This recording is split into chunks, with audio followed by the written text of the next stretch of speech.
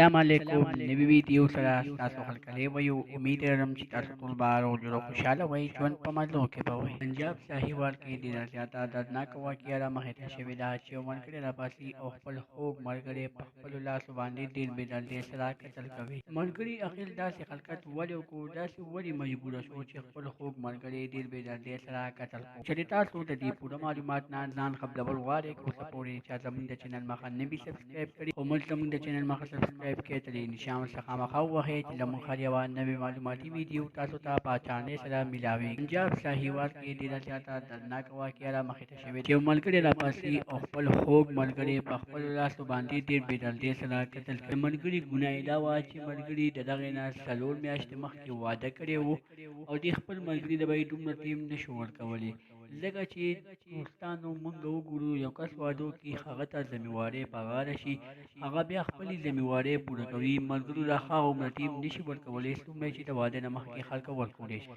په دغه خبره باندې دغه ملګري ته ډېره زیاته غوسه ورغلې ده او خپل ملګری په خپلو لاسو باندې ډېر بې دردۍ سره قتل کړی دی او 4 میاشتو ناوې ښځی ترېنه پاتې کړې. ملګری کله پولیسو ګرفتار کړو نو ویې ویلې چې ما له په دې خبره باندې ډېره زیاته غوسه راغلې وه. ما خپل ملګري سره دوستانه ساتله. ما ویلې چې دا ما له ولې ټیم نه راکوي، زه ما له په دې باندې ډېره زیاته غوسه راغله. خپل ملګری مې په خپلو لاسو باندې ډېر بې دردۍ سره قتل کړو.